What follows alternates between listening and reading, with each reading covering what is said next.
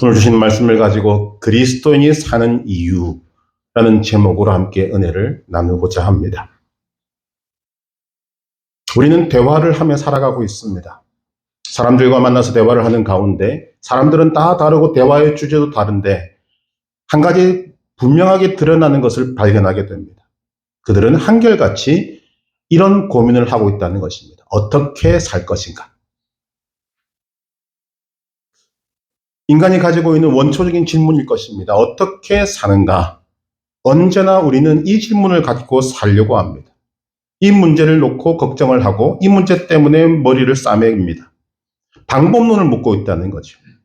성경에 말씀하는 대로 무엇을 먹을까, 무엇을 마실까, 무엇을 입을까를 걱정하는 것입니다. 그래서 걱정이 끊이지 않는 것입니다. 우리가 지금까지 인생을 살아오는 가운데 해봤지만 이런 방법론적인 문제, 이런 걱정은 아무리 많이 해도 해답이 없습니다. 해답이 없을 뿐만 아니라 이런 질문은 계속하면 끝없는 수수께끼가 되어서 우리를 혼란스럽게 하는 것입니다. 이것을 우리가 바꿔야 합니다. 사람들에게서 발견하는 것은 어떻게 라는 것이지만 그들에게 없는 것이 있습니다. 왜? 라는 질문은 하지 않는다는 것입니다. 우리가 왜 사는지, 이건 굉장히 사실은 중요한 문제입니다. 우리가 어떻게 사는가 하는 이 문제는 왜 사는가 하는 질문으로 바꾸는 여기서부터 해답이 주어지기 시작하는 것입니다. 어떻게를 묻기 전에 왜를 먼저 물어야 합니다. 왜냐하면 왜의 문제가 어떻게의 문제에 대한 해답을 주기 때문입니다. 성경은 이미 우리에게 답을 주고 있습니다. 예수님 뭐라고 말씀하십니까? 너희는 무엇을 먹을까, 무엇을 입을까, 무엇을 마실까 염려하지 말라. 그리고 뭐라고 말씀하시죠? 너희는 먼저 그의 나라와 그의 의를 구하라. 그리하면 이 모든 것을 너희에게 더하시리라. 우리가 먹고 사는 문제가 중요하지 않다는 말씀이 아닙니다. 무엇을 입을까, 무엇을 마실까, 무엇을 이것이 중요하지 않다는 말씀이 아닙니다. 더 중요한 문제가 있다는 거죠. 왜? 특히 이 왜 사는가의 문제는 그리스도인들에게 아주 중요한 질문입니다. 아니, 가장 중요한 질문입니다. 우리가 미처 깨닫지 못하는 부분이 이 부분이라고 생각이 되는데 그리스도인은 모든 사람들이 궁금해하는 이 문제에 대한 답을 이미 얻고 가는 존재로 지음받았습니다. 예수님을 믿는다는 것은 우리가 왜 사는가, 어떻게 사는가에 대한 문제에 대한 답을 이미 얻었다는 것입니다.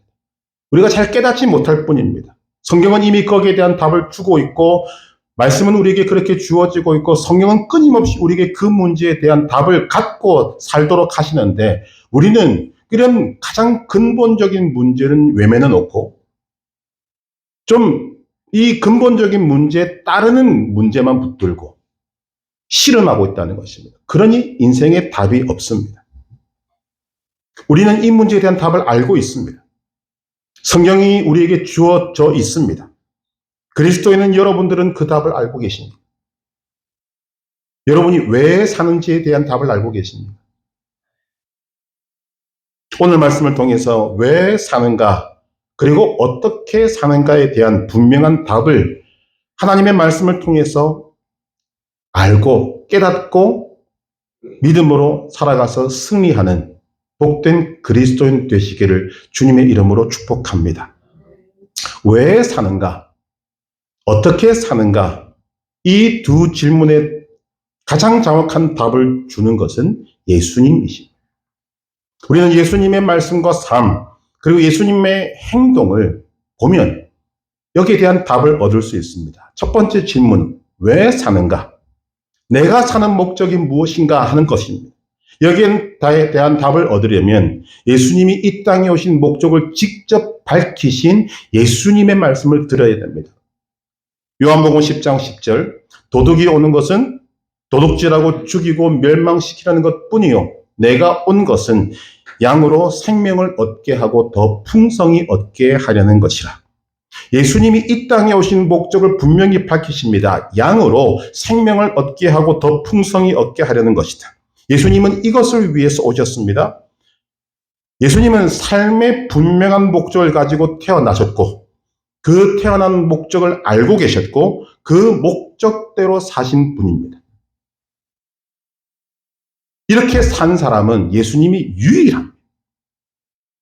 예수님을 제외하고는 내가 왜 사는가에 대한 답을 한참을 살고 난 다음, 소위 철이 들고 우리로 따지면 믿음을 가지고 하나님을 알고 성령을 받고 난 후에야 우리는 알게 되는 것입니다.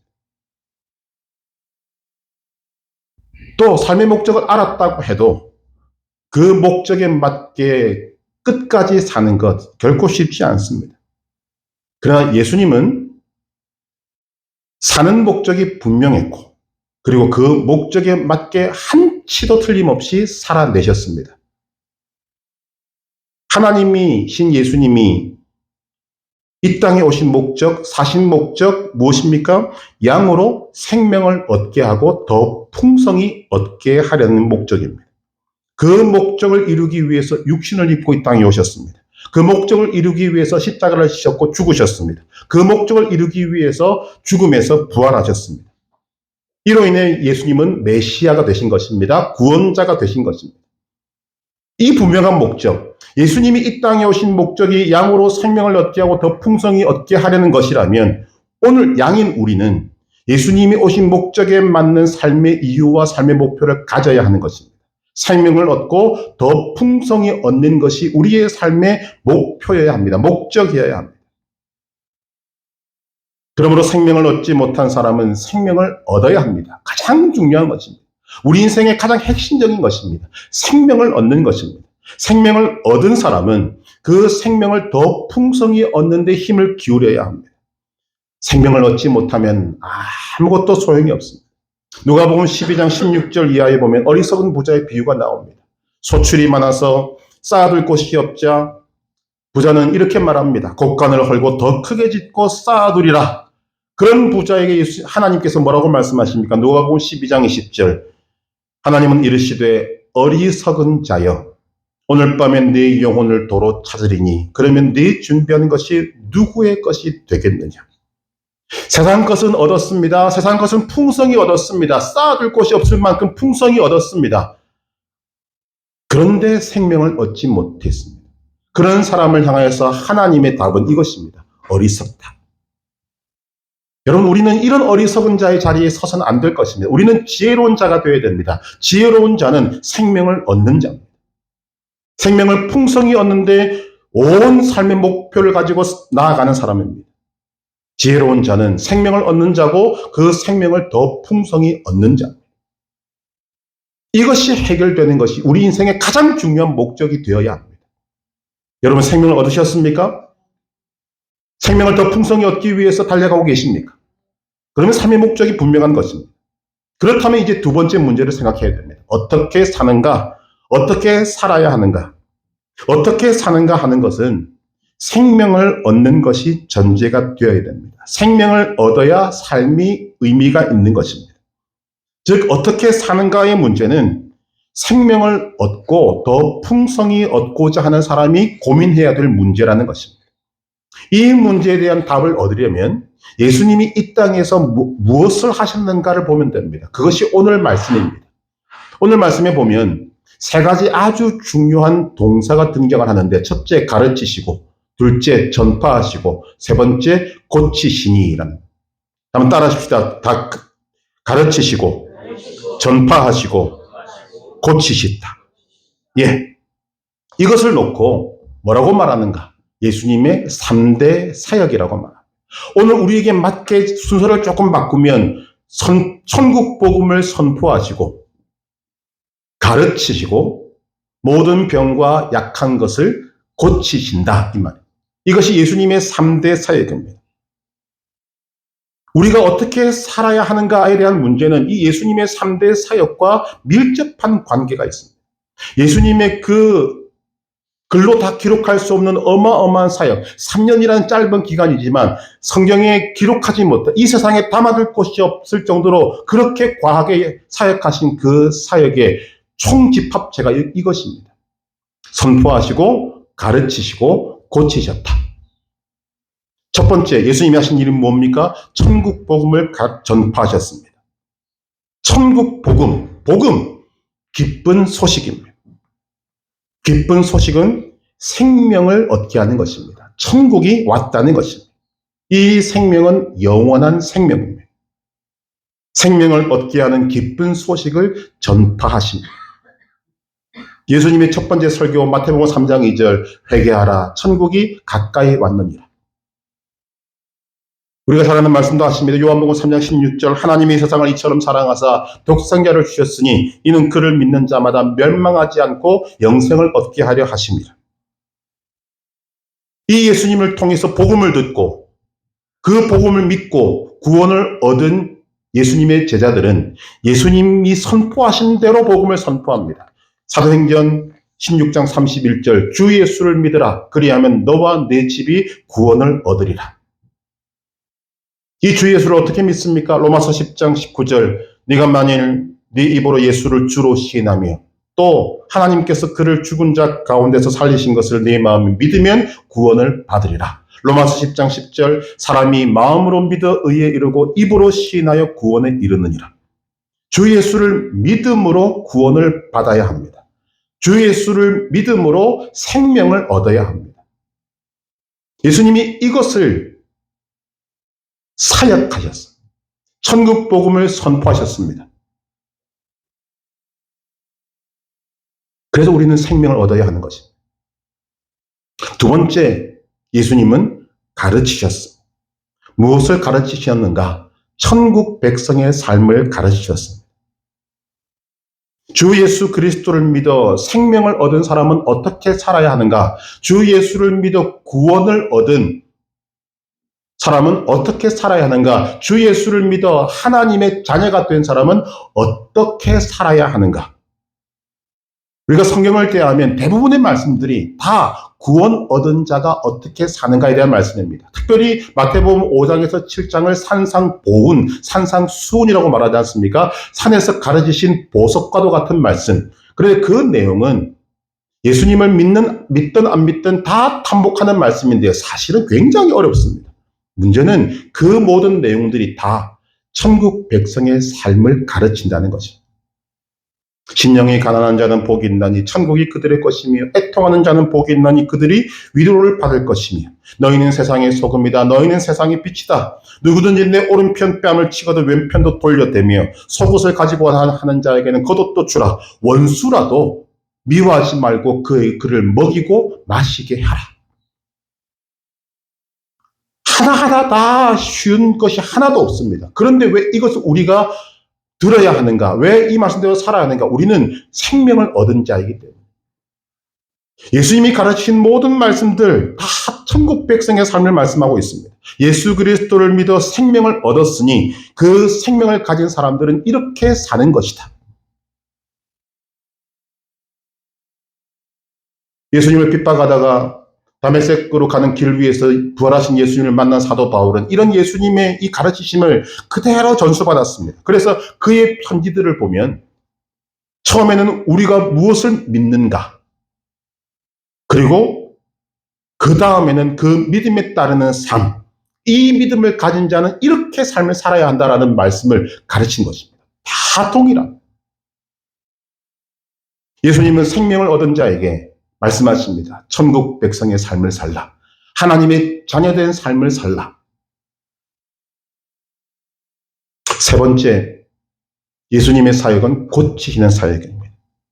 오늘 말씀해 보니까 백성 중에 모든 병과 모든 약한 것을 고치시니. 여러분, 이것은 우리에게 복음입니다. 성경은 고치시는 하나님으로 충만합니다. 출애굽기 15장 26절 이르시되 너희가 너희 하나님 나 여호와의 말을 들어 순종하고 내가 보기에 의를 행하며 내 계명에 귀를 기울이며 내 모든 규례를 지키면 내가 애굽 사람에게 내린 모든 질병 중 하나도 너희에게 내리지 아니하리니 나는 너희를 치료하는 여호와임이라. 치료하시는 하나님 여호와 라파 그 하나님을 계시하십니다. 나는 치료하는 하나님이다. 출애굽기 23장 25절 내 하나님 여호와를 섬기라. 그리하면 여호와가 너희의 양식과 물에 복을 내리고 너희 중에서 병을 제하리니. 이사야 41장 3절 여호와께서 그를 시편 41편 3절 여호와께서 그를 병상에서 붙드시고 그가 누워 있을 때마다 그의 병을 고쳐 주시나이다. 이사야 53장 5절 그가 찔림은 우리의 허물 때문이요 그가 상함은 우리의 죄악 때문이라. 그가 징계를 받음으로 우리는 평화를 누리고 그가 채찍에 맞음으로 우리는 나음을 받았도다. 말라기 4장 2절 내 이름을 기억하는 너희에게는 공의로운 해가 떠올라서 치료하는 광선을 비추리니 너희가 나가서 외양간에서 나온 송아지같이 뛰놀리라. 야고보서 5장 15절 믿음의 기도는 병든 자를 구원하리니 주께서 저를 일으키시리라. 성경 전체가 치료하시는 하나님으로 가득합니다. 하나님은 죄로 인해 인간이 겪고 있는 이 병과 약함과 매임과 모든 것에서부터 우리를 치료하기를 원하십니다. 회복하기를 원하시고 그 손을 펼치시기를 원하십니다. 자, 하나님은 이런 하나님이시라면 우리는 그 하나님의 고치심을 경험하는 자가 되어야 됩니다. 그 하나님의 고치심이 이렇게 많다면 우리는 우리의 삶에 이 문제를 해결받는 이런 경험을 우리는 많이 해야 한다는 것입니다. 그런데 오늘 우리의 문제가 무엇입니까? 예수님의 고치심을 잘 모른다는 것입니다. 예수님의 고치심을 잘 경험하지 못한다는 것입니다. 여기에 우리의 부족함과 우리의 약함이 있습니다. 질문을 해보면 금방 드러납니다. 여러분, 주 예수 그리스도의 이름에 능력이 있음을 믿으십니까? 여기는 다 믿더라고요. 그런데 중요한 건 그 다음 질문입니다. 주 예수 그리스도의 이름에 능력이 있음을 실제로 경험하셨습니까? 경험하고 계십니까? 정말입니까? 다시 예수의 피가 능력이 있음을 믿으십니까? 예수의 피가 능력이 있음을 실제로 경험하셨습니까? 경험하고 계십니까? 여러분, 그 아멘이 100% 진실이어야 될 줄로 믿습니다.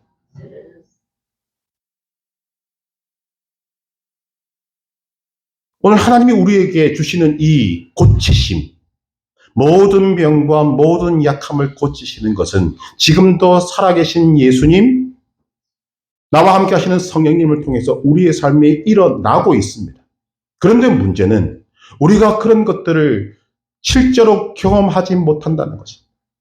경험해도 아주 미미하게, 그리고는 그것을 가지고 고민을 합니다. 정말 맞나? 그러니까 어떤 결과가 나오는가? 우리의 믿음이 흔들리는 것입니다. 하나님은 우리에게 나와 함께 하신다. 영원히 너를 떠나지 않는다. 너희 안에 있다. 나는 너와 함께 한다. 이런 말씀들을 주시는데 우리는 그 말씀을 믿기는 믿는데 정말 경험하지 못한다는 거죠. 마가복음 6장 7절에 보면 예수님께서 12 제자를 둘씩 보내시면서 권세를 주십니다. 더러운 귀신을 제하는 권능을 주시는데 그 다음 말씀에 보게 되면 마가복음 6장 13절에 많은 귀신을 쫓아내며 많은 병자에게 기름을 발라 고치더라. 이건 예수님이 하신 것이 아닙니다. 예수님의 권세를 부여받은 제자들이 둘씩 나가서 했을 때 제자들이 많은 귀신을 쫓아내며 많은 병자를 고쳤다. 이것을 지금 기록하고 있는 것입니다.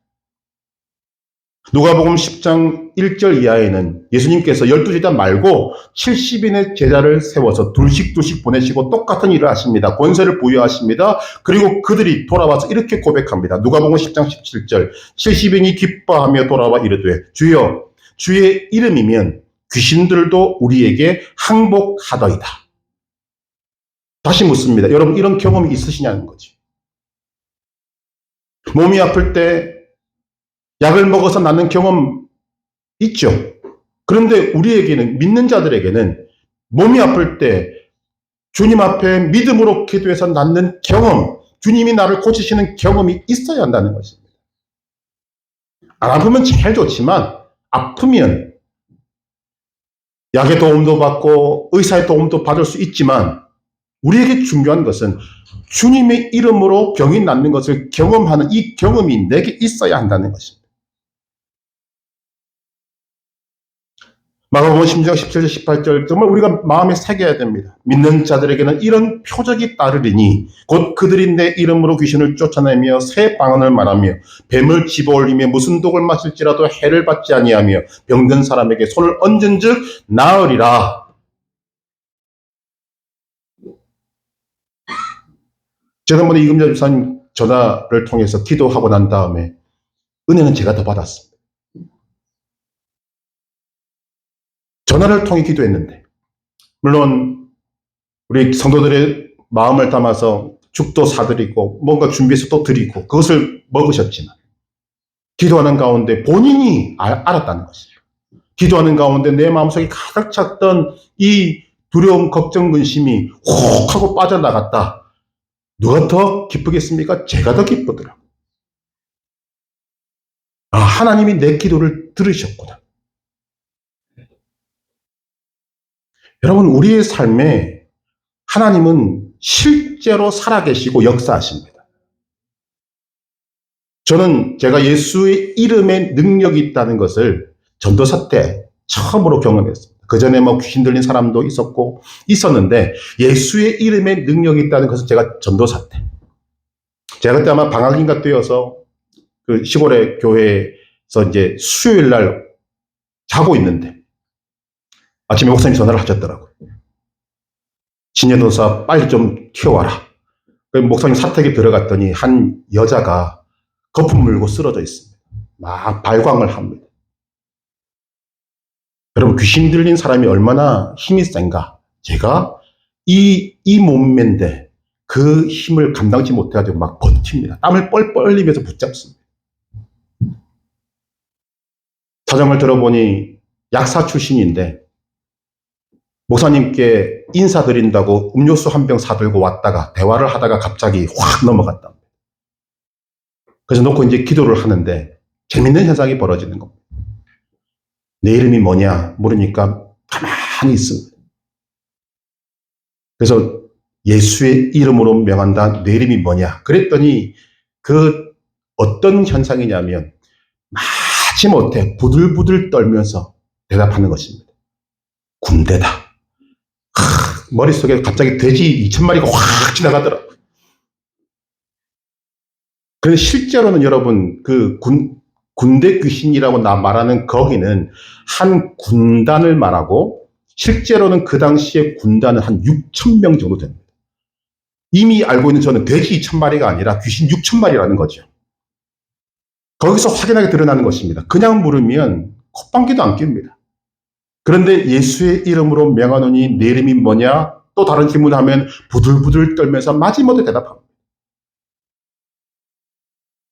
그때는 목사님도 저도 능력이 없어서 귀신을 쫓아내지는 못하고 잠잠히 시켜놓고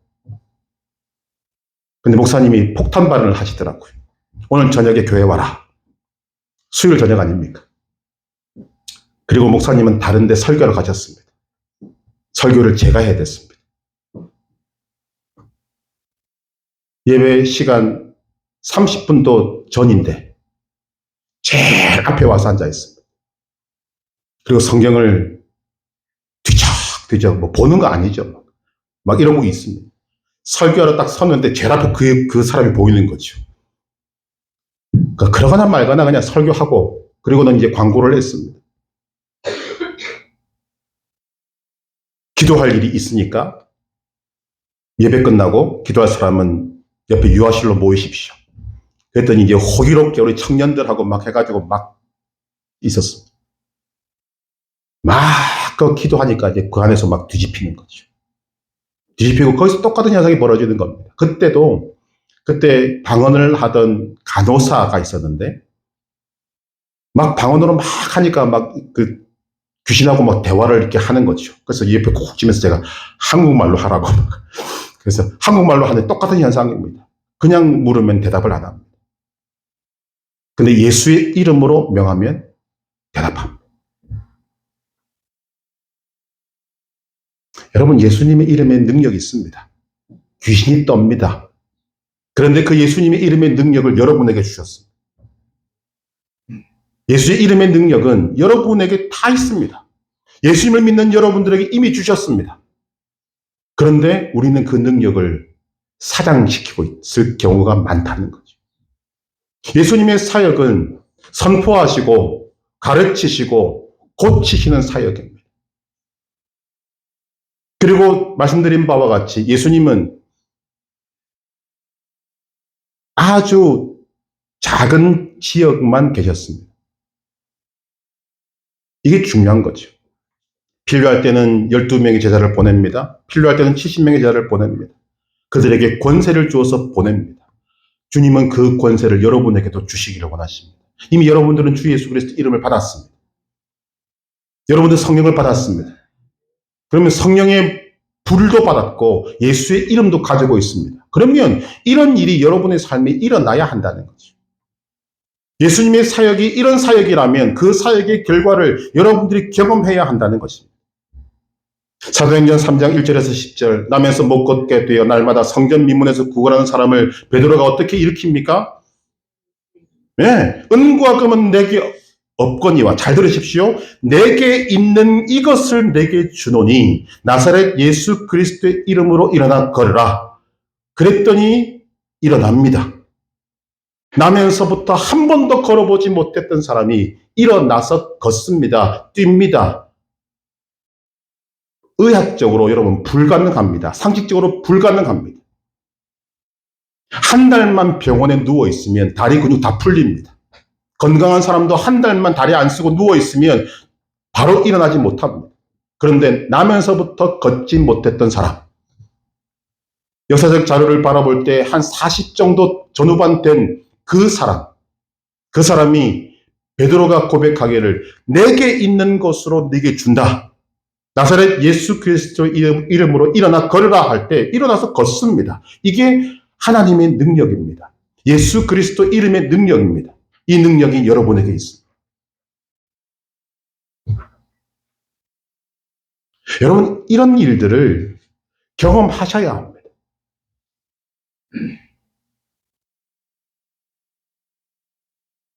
저는 목회하는 가운데 이런 경험들을 참 많이 했습니다. 그런데 그 경험이 지금 점점 더 강도가 세어지고 있습니다. 너무너무 감사한 일이죠. 여러분 주 예수 그리스도의 이름이 능력이 있음을 경험하면 어떤 일이 벌어지는가? 믿음이 확고해집니다. 말씀이 진리인 것을 확실하고 분명하게 알게 됩니다. 저도 여러분 그런 것들을 경험하기 전에는 분명히 믿기는 믿지요. 그런데 어떤 일이 벌어지는가? 그것을 경험하고 나니까 주 예수 그리스도의 이름으로 명령하니까 내 말도 듣네? 마귀도 내 말을 듣네 하게 되는 것입니다. 예수의 피를 의지하니까 귀신도 쫓겨나네? 확신하게 되는 거죠. 이 기록된 말씀이 그 자체로 있는 것이 아니라 실제구나라는 것을 알게 되는 거죠. 신학적으로 말하면 기록된 말씀인 이 로고스가 내게 임한 생명력 있는 살아있는 레마의 말씀이 된다는 것입니다. 말씀이 참임을 알게 됩니다. 말씀을 붙잡고 가는 길이 희미하지 않고 분명하다는 것을 분명히 확신하게 됩니다. 그러니 흔들리지 않게 되는 거죠. 시편 119편 105절은 뭐라고 말씀합니까? 주의 말씀은 내 발의 등이요 내 길의 빛이니이다. 이것은 우리의 바로 한 걸음 정도 앞만 비춘다는 말씀입니다. 그런데 이런 경험을 하게 되면 앞은 안 보입니다. 그런데 한 걸음 앞만 비추는 이 말씀과 경험을 통해서 하나님 말씀이 진리인 것을 알기 때문에 확신하기 때문에 그 한 걸음 내리는 발걸음을 힘있게 믿음 있게 내디딜 수 있다는 것입니다. 이 발걸음을 하나님이 함께 하시고 지키신다는 것을 확실하게 알기 때문에 담대하게 믿음의 발걸음을 내디딜 수 있다는 것입니다. 여기에 오늘 우리의 문제가 있는 거죠. 왜 내 믿음이 흔들립니까? 분명히 하나님을 믿는데 예수 그리스도를 믿음으로 구원받았는데 생명을 얻었는데 왜 흔들립니까? 생명의 경험이 없기 때문에. 생명의 풍성함을 얻는 경험이 내게 부족하기 때문에. 믿음이 없다고 말씀 안 드립니다. 믿음은 있습니다. 그런데 그 믿음을 확실하게 할 수 있는 증거들을 내가 가지고 있지 못하다는 거죠. 가지고 있다 하더라도 몇 개 정도밖에 없는 것입니다. 그것으로 확신하지 못하고 있다는 것입니다. 예수님이 이 땅에 오신 목적이 뭐라고요? 양으로 생명을 얻게 하고 더 풍성히 얻게 하려는 것이다. 이런 예수님의 고치심을 내가 삶에서 경험할 때 이 생명의 풍성함을 경험하게 됩니다. 믿음이 풍성해집니다. 믿음이 확고해집니다. 거기에 생명의 풍성함이 있습니다. 이것을 예수님을 믿는 여러분이 경험하셔야, 이것은 솔직히 다른 사람이 한 경험을 내 것으로 100% 가지고 올 수 없습니다. 은혜는 받고 감동은 받을 수 있습니다. 그러나 내가 한 경험만큼 확실하지 못합니다.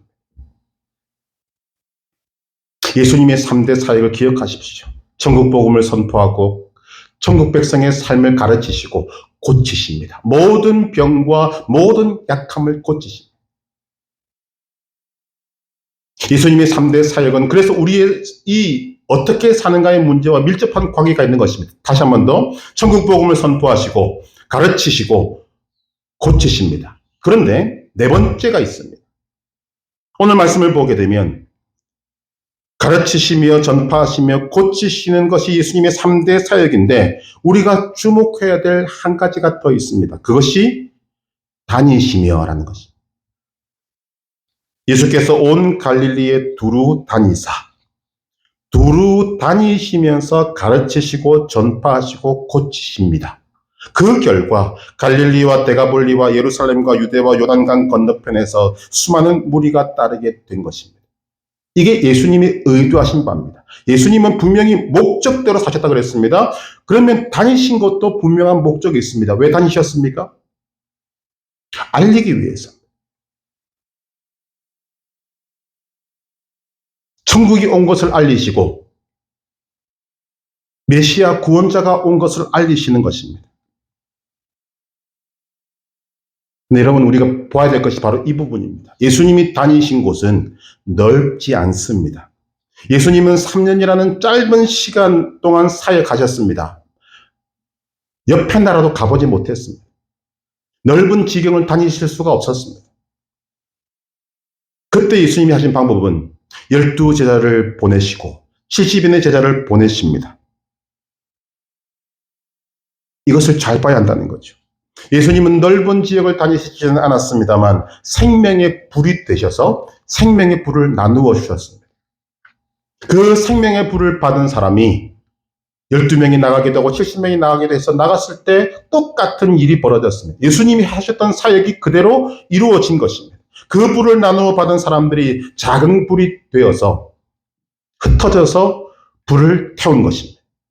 예수님으로부터 시작된 이 불은 시작은 미약했지만 나중은 창대해졌습니다. 작은 불이 온 세상에 번졌고 온 세상을 태웠습니다.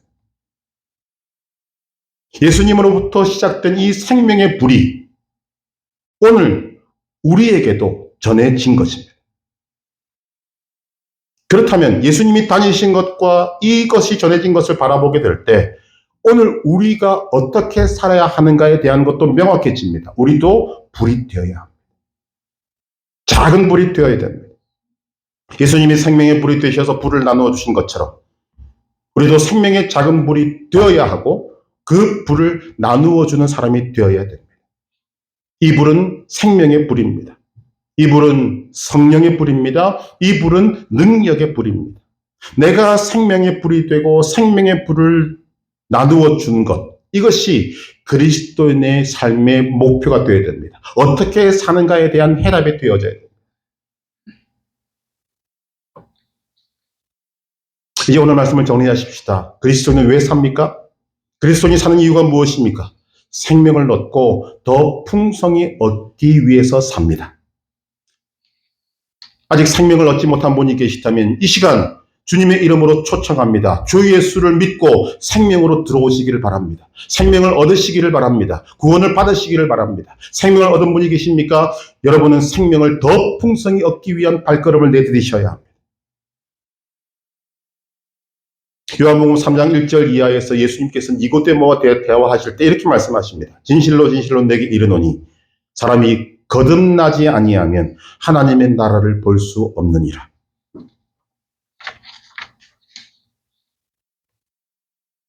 예수님이 오늘도 우리에게 전파하시는 이 복음을 듣고 예수를 믿어 생명을 얻어야 합니다.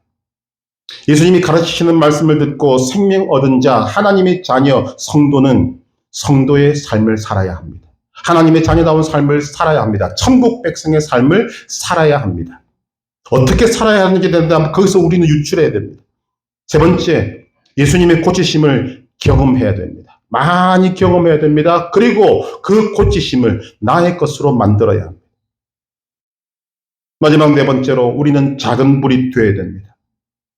내가 불이 되기 위해서는 성령의 불을 받아야 합니다. 이미 성령의 불을 받기 위한 조건은 여러분 갖춰졌습니다. 예수님을 믿었습니다. 성령의 도우심으로 예수님을 믿게 되었습니다. 구원받게 되었습니다. 하나님의 자녀가 되었습니다. 성령의 불을 받으면 됩니다. 여러분, 우리의 이 생명을 얻고 천국 백성의 삶을 살고 예수님의 고치심을 경험하고 작은 불이 되는 모든 것에 공통적으로 역사하시는 분이 성령 하나님이십니다. 뭐 해야 됩니까? 성령 하나님을 의지해야 합니다. 성령 하나님을 초청해야 합니다. 성령 하나님을 반갑게 맞이해야 됩니다. 성령 하나님과 동행하셔야 됩니다. 성령님께 간절한 기대와 소망을 가져야 합니다. 성령님이 나와 함께 하시고 그 성령이 함께 하시는 능력이 나를 통해서 나타나게 되는 것을 여러분들이 기도를 통해 주님 앞에 드려야 합니다. 그리고 받으셔야 돼요. 오늘 말씀을 통해 왜 사는가, 어떻게 사는가에 대한 분명한 답을 얻게 되기를 간절히 소망합니다.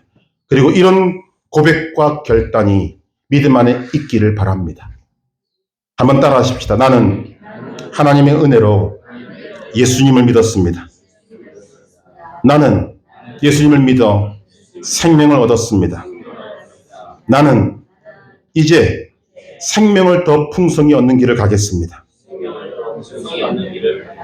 하나님의 은혜로 예수를 믿고 성령님을 의지하는 가운데 조금만 더 힘을 내십시다. 나는 생명을 얻고 더 풍성히 얻고 가정을 살리고 교회를 살리고 사회를 살리고 민족을 살리고 나라를 살리고 세계를 살리는 삶을 살겠습니다.